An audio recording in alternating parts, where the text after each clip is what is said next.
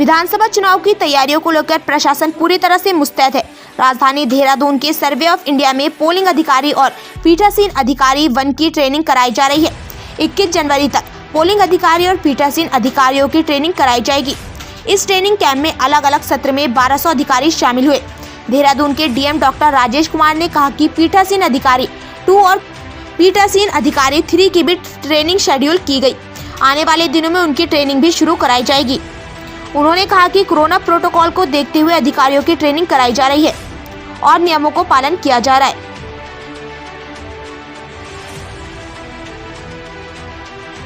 Commissioner of India से निर्देश प्राप्त हुए हैं कि जो है 22 जनवरी तक कोई भी किसी भी प्रकार की पॉलिटिकल रैली नहीं होगी।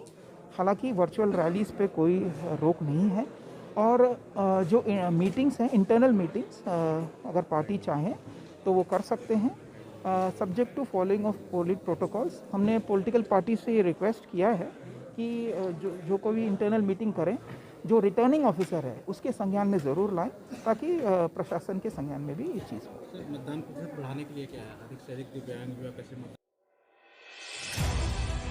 जिलाधिकारी डॉक्टर राजेश कुमार ने कहा कि चुनाव आयोग ने रैलियों और राजनीतिक आयोजनों पर 22 जनवरी तक रोक लगाई।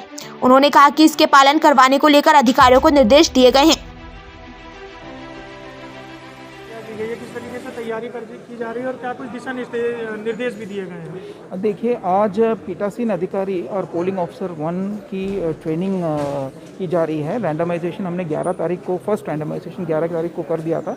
उसके उपरांत जो है आज हम यहाँ पे जो है सर्वे ऑफ इंडिया हाथीबड़ कला में इनका ट्रेनिंग करा रहे हैं। स्टैगर्ड तरीके से ट्रेनिंग करा रहे हैं, अलग अलग सेशंस में कोविड सेफ्टी प्रोटोकॉल्स का ध्यान रखते हुए।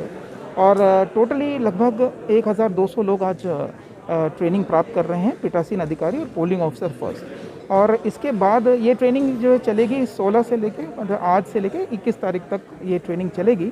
इसके बाद फिर सेकेंड रैंडमाइजेशन जब होगा, फिर पोलिंग ऑफिसर 2nd और 3rd की भी फिर जो है हम लोगों ने ट्रेनिंग उसके बाद प्लान कर रखी है।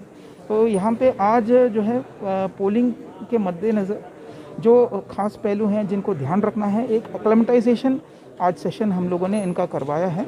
और क्योंकि चुनाव आचार संहिता का पालन करना अत्यंत अनिवार्य है और इलेक्शन कमीशन के भी ये गाइडलाइंस हैं कि कोविड सेफ्टी प्रोटोकॉल्स का पालन सुनिश्चित किया जाए।